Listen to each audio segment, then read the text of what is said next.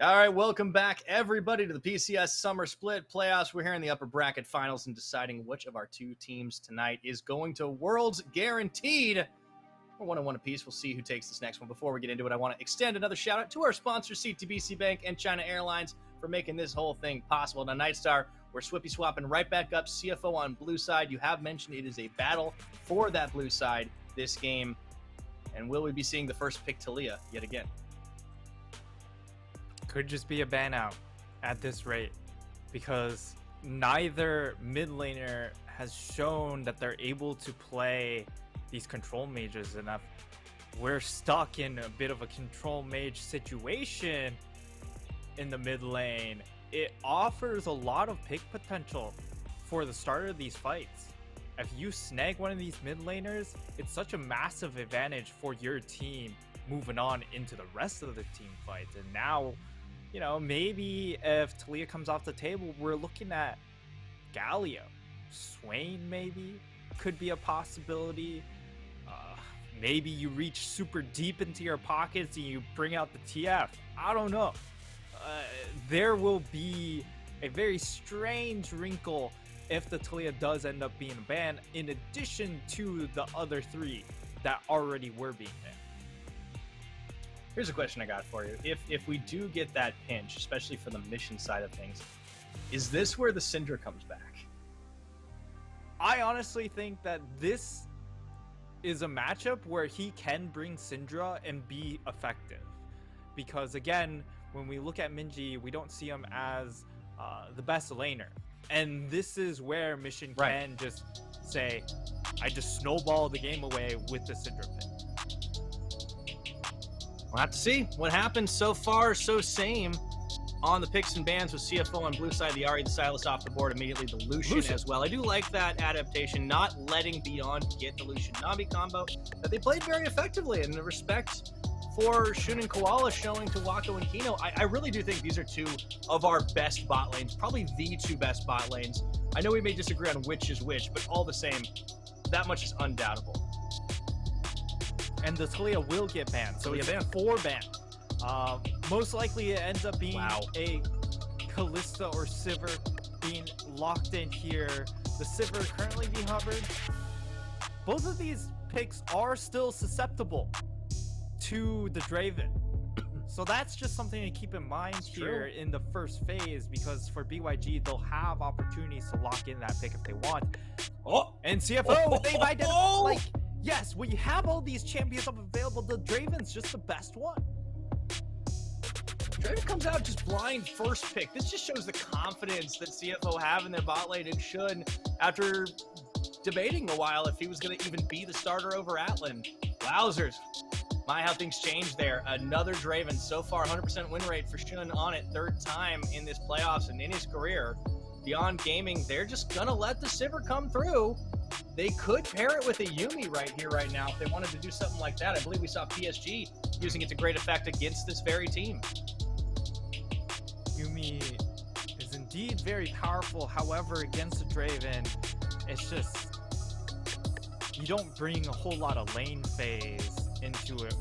That's a true. Champion that is only bringing in the lane phase. So that is a very, very risky pick. So for BYG, they do need to figure out what that support will be, and it ends up being the Nautilus, which was banned when they were on blue side. So BYG, they decide to deny it away from Koala, and that will put at least Koala off of the Nautilus, as we're currently seeing the Victor hover.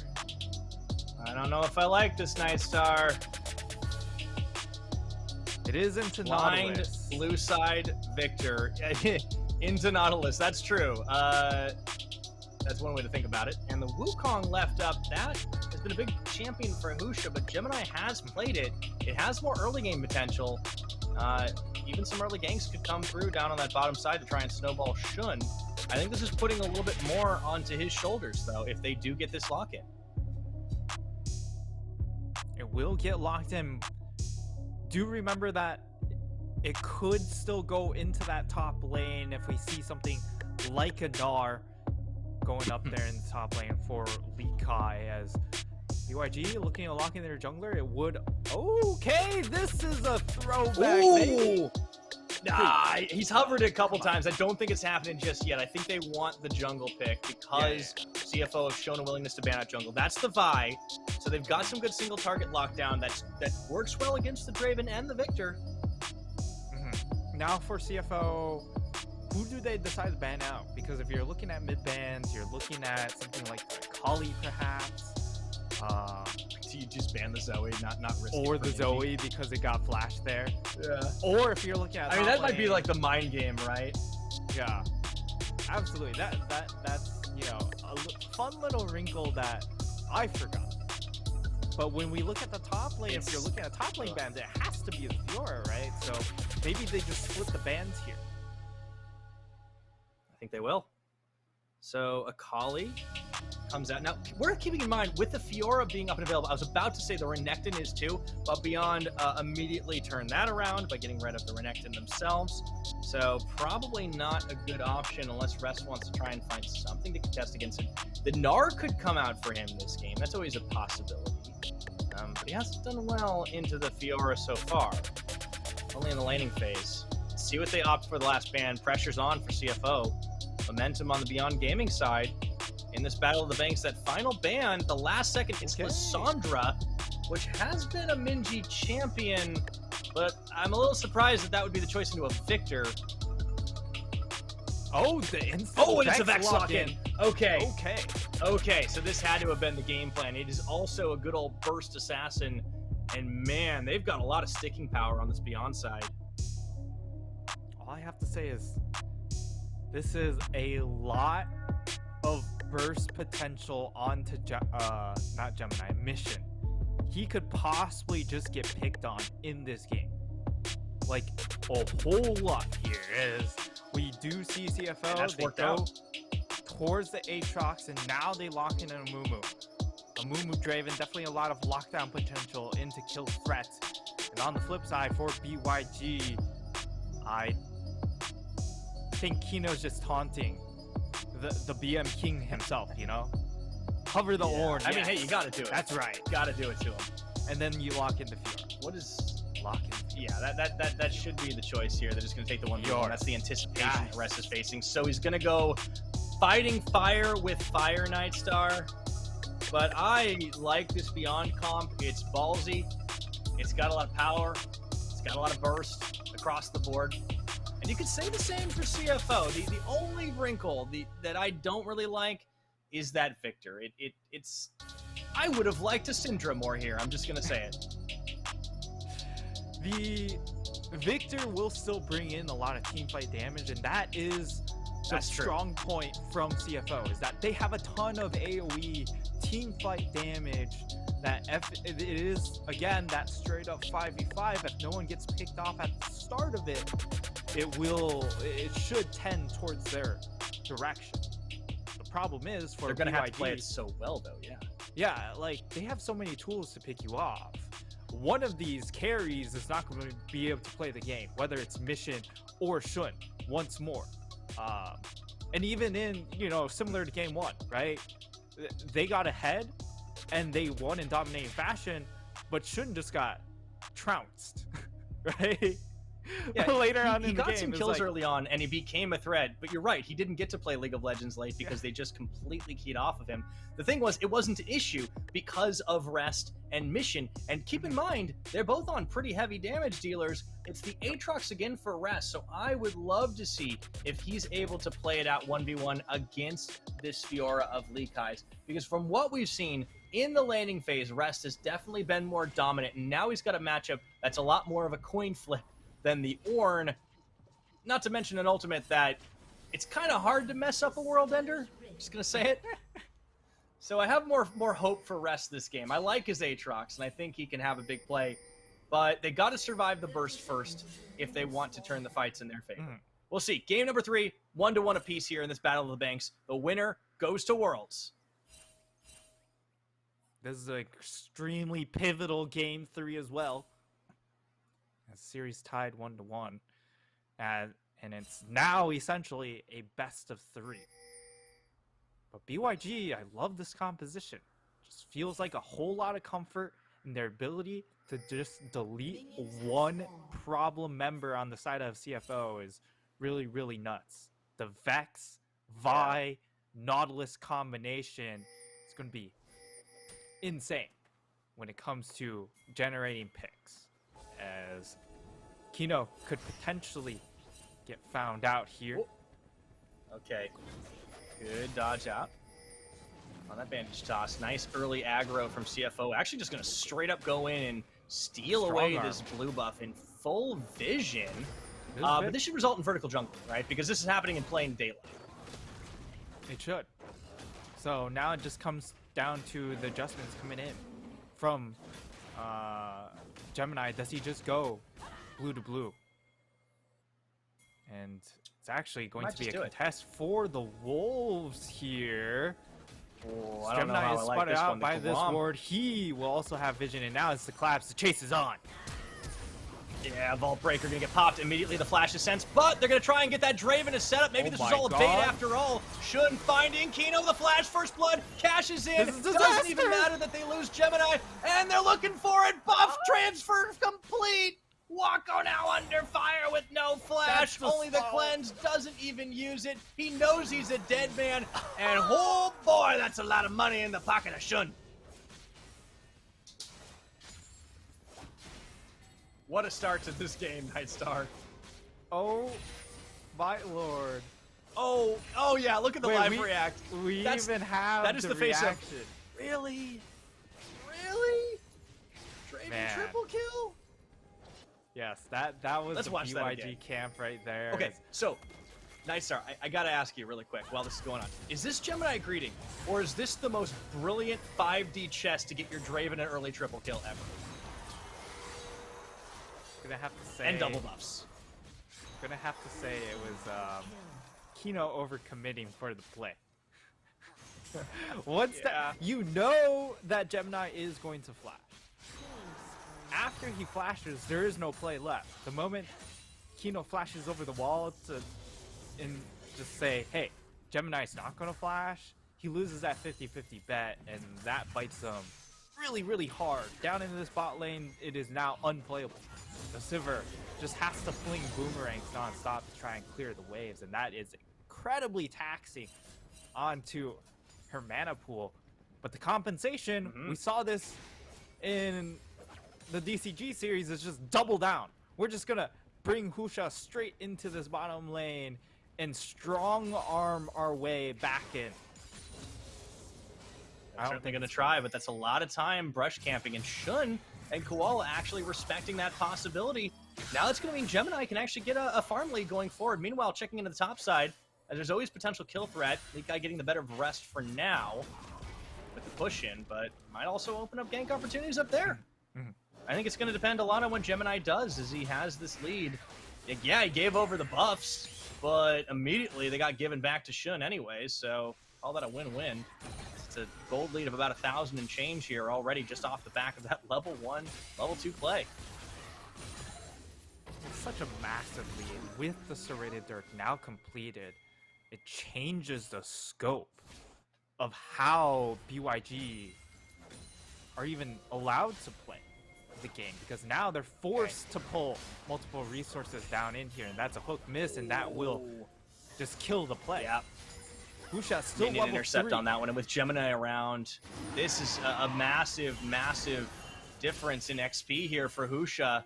Mission finding Minji on the rotation as well, and another 3 times now. This series, it's like the Dragon RNG wants us to have nothing but bangers, because it's another first Infernal Nightstar.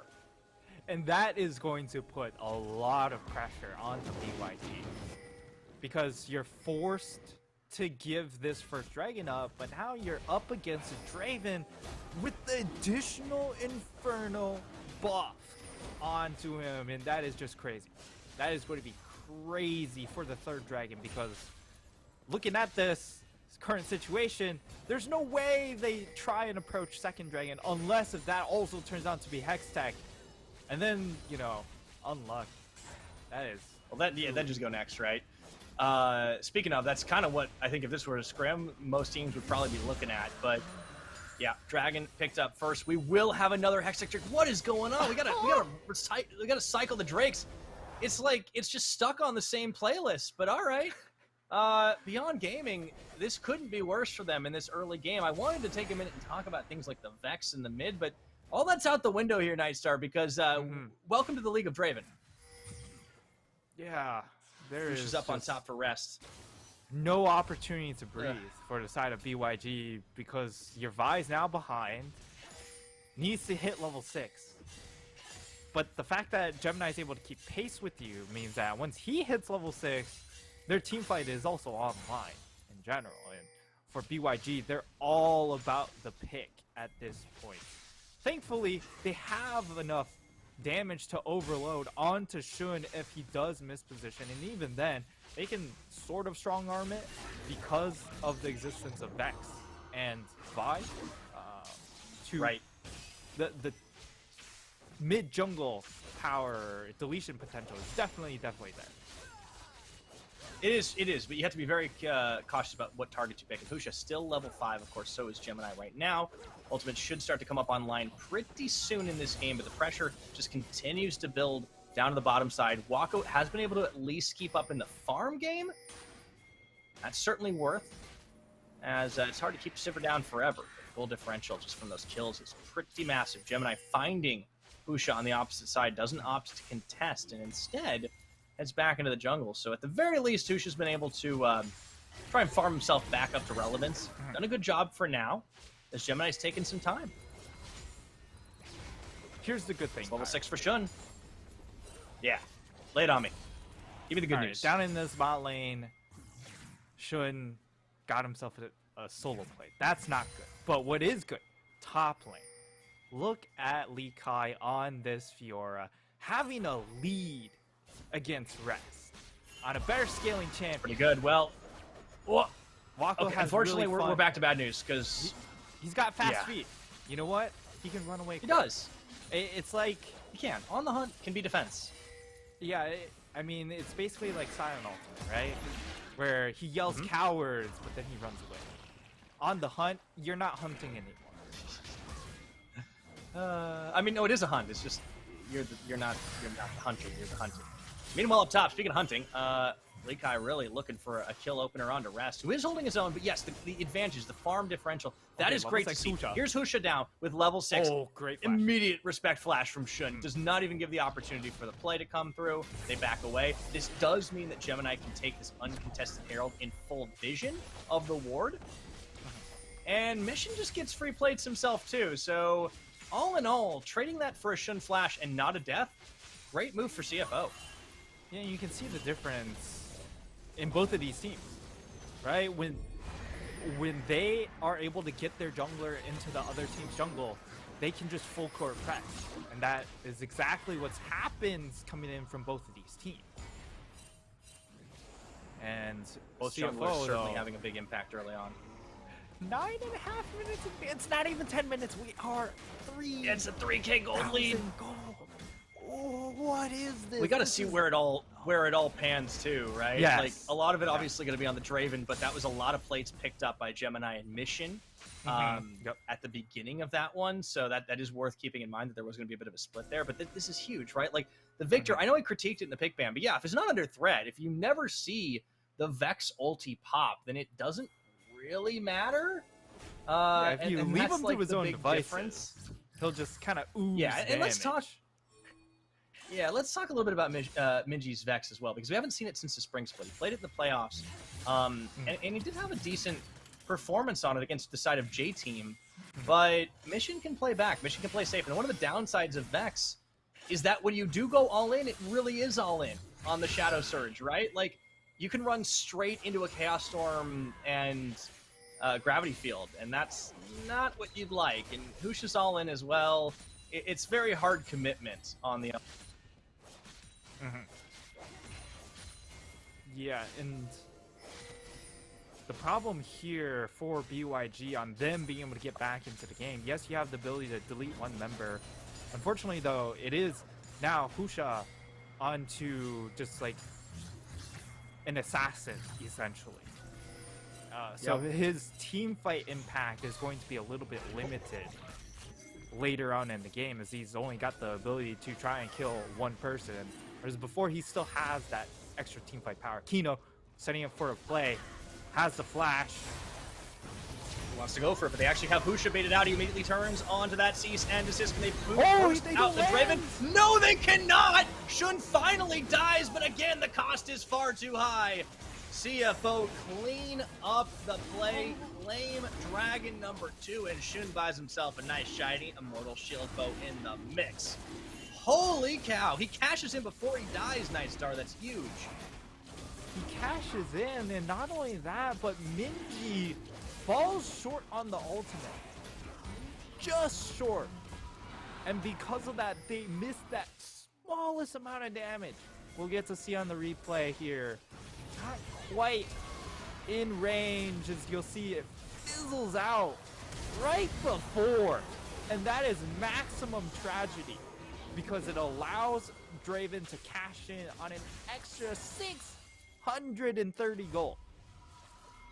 Let me just say, if you're Beyond Gaming, this is the never lucky baby rage game. Like, everything that could go wrong is going wrong for them right now, and that is just so unfortunate. Yes, they kill a Draven.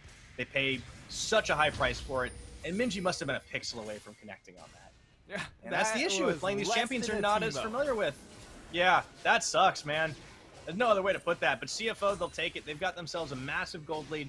Not only that, they've got the advantage to just push wherever they want. Throw their weight around. Koala could just go blind into the Soken Gemini. They're just going to set up. It's not even a dive. It's just a stiff arm to cut off Wako as Koala goes the long route on the bandage toss, and forcing them to back away means, guess what? Time for more solo plates. Oh, Wako, he can't get greedy here. Oh, they my would go for the Lord. dive. Whirling Death. Kino. Okay. Good prediction. Gonna reset for now. Oh! Well, he goes both ways. He's still alive, though. Okay, they wipe out the ward, which prevents the teleport angle from coming in. Or, actually, it's not quite 14 minutes, so the teleport angle isn't going to be there. But now, Mission cuts off Minji, which is gravity big. Field. The hook doesn't quite connect where Kino would like it to, but Mission could be caught out. There is going to be the cease and desist, but immediately everyone follows over the wall. They got so much more power to immediately delete Husha, Minji, Kino off the map. A double kill from Mission. Yeah, we usually don't call time of death this early, but I gotta say, CFO are looking real hot, and Beyond are not. Oh, baby. Mission this time around, but you don't have the damage to just one-shot him. That's where the victor will start to look real good. Minji gets cut off, and the nice chunk of damage there coming from Mission, and the side of BYG. This is still a good decision from them, just turning and hoping they can delete Mission. But unfortunately, there's two members of CFO right across the wall as well. So definitely really makes them look silly. But that is a play BYG need to just sort of Hail Mary here, because they are already so far behind. There's not a lot of comeback mechanics on this squad in a team fight perspective, because Wako, you know, you're a Sivir, right? Your win condition is 300 CS. How are you going to get 300 CS though? So, you know, I don't know if you're going to get 200 the way this game's going. Yeah, we're 15 minutes on the clock. It's an 8K gold deficit for the Beyond team. They're going to try to at least get something back. Objective bounties, that's huge. But you're facing down a full difference in item, a full collector for Shun. Yeah. Not to mention the boot upgrade. Like, you're so far behind the curve at this moment. And you could see in that fight, Nightstar, that, like, yeah, Mission does get caught. But even then, it felt like CFO had the upper hand. He had enough time to lay down a Chaos Storm. And then the pop over the wall into the Curse of the Sad Mummy. Like, that choke point is an absolute death sentence into CFO. They've got a great anti-dive in those situations. And even though they get a tower down bot, well, they lose out another one top. And Likai, you know, kudos to him for keeping it on Rest, but Rest has got friends, and they are all doing really well. Now, I like this setup coming in from BYG, right? We just hope mission oversteps. We've seen him get caught out time after time, but now the chase from Rest. Oh, he finds Husha. Forces the flash, immediately respecting it.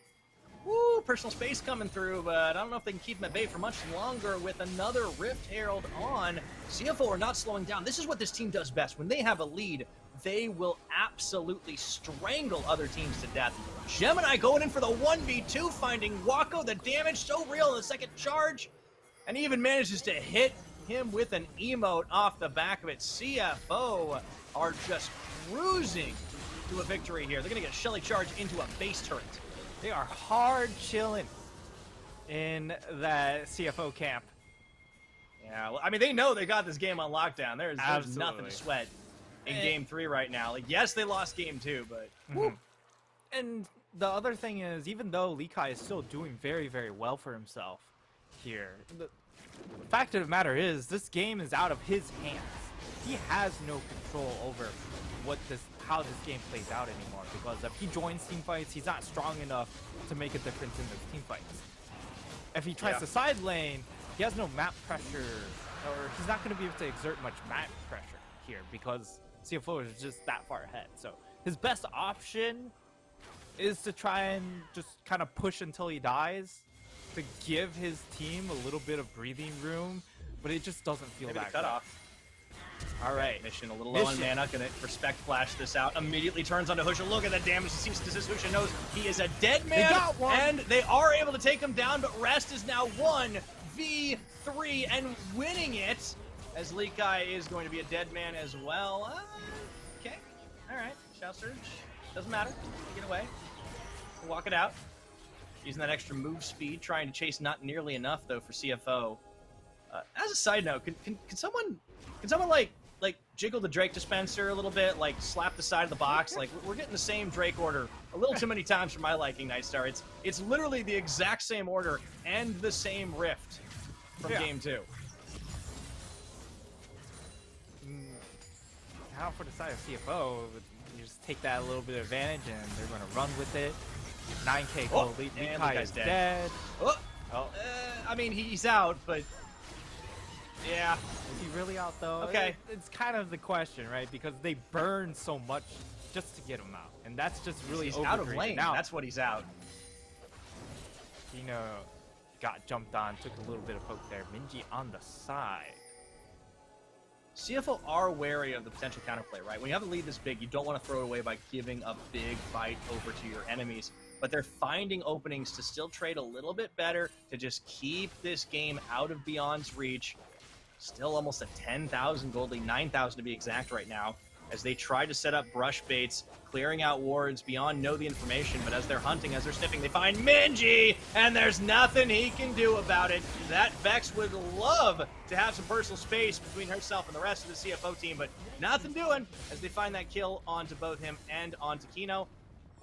And the only silver lining for Beyond is that they can't give up a Baron, because it's not on the Rift yet. Look at the pings. Pings are going down from inside the BYG and just saying, Lee Kai, you just have to push all the way into the base.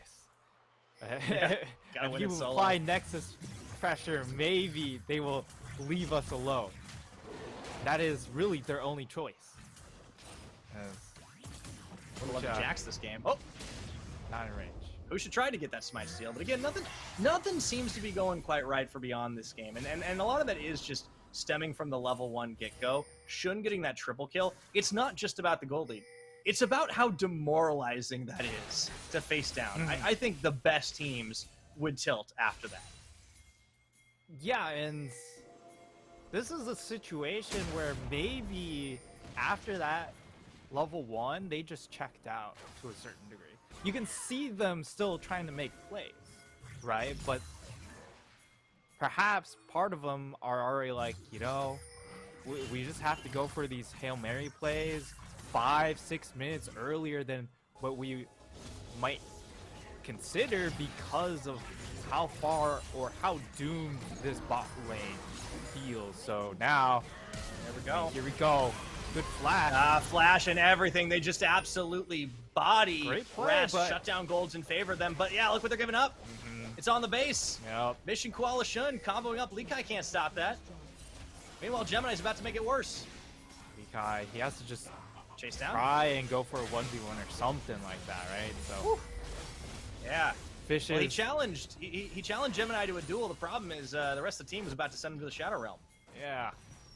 Minji will be able to capture some objective gold. And that's, you know, a little something. There's still 12k gold behind. Finish it. So it just comes down to, Kino, he is caught out. Ah, Kino getting caught immediately. The Curse the Sad Mummy keeps him locked for ages, and Shun cashes in again. Oh boy. I want to see Shun's gold. Yeah, at really. some point, surely we get a gold pulled up. Because we haven't been able to really see much of the gold. Or yeah. Draven operates on Pokemon rules, right? Like you win the fight and you get the other person's money. Yeah, and oh, he's got an eye edge. yeah. Oh man. And a stopwatch. He's got an eye edge and he still has change for a stopwatch. This is against a 2-item Sivir. Uh-huh. That's massive. Yeah, he is far and away ahead of Wako. And Mission as well has opted for the early Zanya. He's learning Pyra. You love to see it. They say you can't teach an old pro new tricks. Well, I think we've changed that narrative. Yeah. Is it really an early Zanya's, or is it just like it's free because he has so much money? You know what? I feel like it's the latter. I don't want to think about it because I don't want to consider a world where Mission just goes, nah, it's only because I have that much money. Hey, it could have been a death cap. I appreciate him learning. The early Shadow Flame. Like, he just keeps going for loot and Shadow Flame every single game.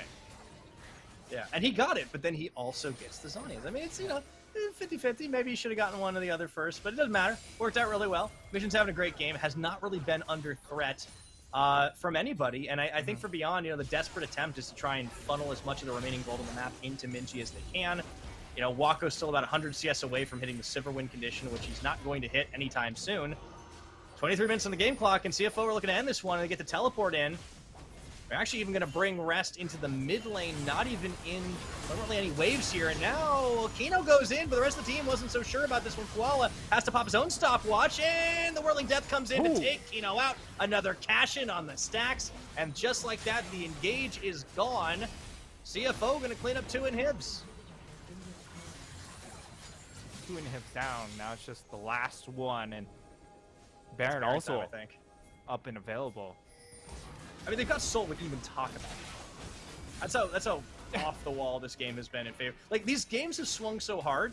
The Beyond one definitely felt a little closer because of the more measured way that they played it out. But CFO are not a team that take a winning game for granted. Right? It's like the polar opposite of J-Team, where they will just look at the defense line a little bit and sometimes lose it. Oh, Minji's dead. Here comes the vibe, but Husha can't do anything. He's just getting body blocked out. They take him down. You gotta do something. But what can you do? Vi stands for not vibing.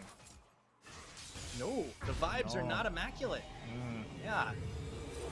If No. Arcane ended like that, I would have been very sad, I gotta admit. Yeah. Ooh, definitely would not we got have a Medjai's Raider. Oh, there we go. True. We got a Medjai's Raider in the house, by the way. You know what? Mission feeling himself. This is what I do expect from Mission, Get ahead, get the Medjai's early. Could have even come much earlier, right? If he just had if he just transformed it a lot earlier, he'd have more stacks. That's all I have to say. But for BYG, wow, you just calling out Mission for everything, man. Yeah, exactly. No stopwatch. Stopwatch not early enough, and not early enough on the Medjai. But you know what he is doing? He's just pummeling everyone. Look, 78 gold farms. He's just farming stacks with that first strike. Somehow I don't think he's too worried about the slight inefficiencies he's had this game. Lee Kai forced out of his own base through the gates. Rest just hops the wall anyways, goes a-hunting. The minions going all the way through, and everyone on Beyond know this game is a lost cause. Probably was from early on. Koala gets taken low, and this game just is not going to matter as the Nexus is going to drop at 25.5 minutes. We got match point. CTBC Flying Oyster. think we got more questions than answers from this game because blue side dominance is very, very apparent so far, Byra. It's 3-0. Oh, yeah. And the You're absolutely Draven pick correct. is the biggest question looming in the room because Sivir is not the answer. Yes, Sivir can have those teamfight moments, but we haven't really gotten to those teamfight moments. It's been so focused around the lane phase in these 3 games. And the other thing is we need to find a way to get Husha into their jungle rather than just having them invited over to our house without our permission. Yeah, it does seem like the way that the jungle goes in the early game also determines a lot of it. That level 1 invade, the hard shove, what seemed to be greed from Gemini turns into a brilliant triple cash-in for the Draven.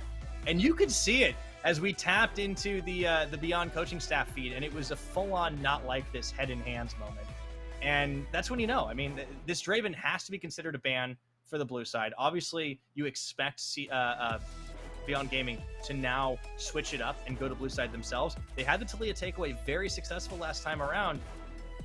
But, man, there's just so many threats that you've got to deal with. And CFO, when they win hard. At the very least, you can see in games 1 and 3, the ones that BYG lost, they were still trying to find flips, find picks, generate these small moments where maybe they are able to trade out without cost. Unfortunately, for the side of BYG, the answers were, well, we just have so much map dominance that we can just march down whichever lane we are in and just get everything else. So, unfortunate for BYG. I really think it just goes to show like how much confidence CFO have in their ability to just Draven pub stomp that they first pick it blind with nothing else. I mean, the bottom lane bans this game, they were all standard. I love the Lucian ban because I think that kind of gives this matchup some of the freest it's going to be. And they're just trusting in the ability of Shun and Koala to get the outplays. They know that Gemini can go bot early. And I think it's a development for CFO to really put a lot more focus from the jungle side into that bottom of the map. And the contest on the blue buff was great because it forced the back away on the Vi. It slowed the Vi down. And when she turned back around to contest, well, there you have it. I think they were kind of ready for that. It was certainly a bit of a fumble coming in from the side of BYG, but the plan from CFO was very clear. We contest that blue buff, and, you know, if Husha just gives it up, we are able to align ourselves with vertical jungling, get more space for our Draven. He farms up. Then we can revisit it later on, and then we get that first cash in, and that's a lot of money. Instead of just getting one massive cash in, they just got 3 kills. You know, not bad. I mean, it works out. You don't have to stack that many stacks when you get the 3 kills anyways. So Yeah. Honestly, it was the most fortuitous it could have gone for CFO, but you're right. They had the game plan from the get-go. They knew exactly what they wanted to do, and they put themselves in a win-win. So far, blue side has been dominant, and I think CFO have come to play with the draft. I want to see if they can tighten things up on red side, if, as we expect, they find themselves there next time around. But a great 5v5 team put all together. I was a little suspicious of the Victor pick for Mission. I still think there could be some champion pool concerns there. But he wasn't really under threat this time around, and Minji trying his hand at the Vex that we haven't seen since spring didn't quite do that. And here it was. Like, you know they're going to contest at that moment. You have to be pinging the alarm bells. Yep. And you're like, wait, are they really going to go for this? Yeah, and they do. And Gemini sort of overstayed. This was a great ward coming in from Kino, right? Onto the ground, just saying, hey, if he overstays, we can collapse onto this. But then they overcommit to the collapse. When Nautilus flashes over the wall, now he's in a position where he's too far ahead. His AD carry cannot help out in the damage department. They are sectioned off. We see the collapse here. The flash comes over the wall, and like Wako, look at where Wako is. By the time he finally gets to the fight, he has to flash over the wall, and Shun already has a 4 auto advantage on him. right? So he's this was absolutely pre-planned. The respect flash on the Vault Breaker, the immediate turn onto Kino to lock him up and not let him pop off onto Draven. The game just goes from there because then they keep the pressure on. Gemini returns, forces the defensive ult. Wako chunked twice, by the way, on the Whirling Death in this play. And like once Husha comes, it's like, oh cool, even more to the party. So they set this up again. The plays around the blue buff, mission zones Minji out, and then when the collapse comes in from the other side, it's just the 2-member pop over the wall into the instant death. Yeah, and now, like, I don't hate this look coming in from the side of BYG with, you know, the Vi Vex approach, just saying, hey, we just want maximum deletion potential onto one of these targets. If Vi was able to get to level 6 at a proper timing, then maybe that changed things just a little bit, right? You're able to get picks onto mission and then rotate that extra man advantage into the bottom lane.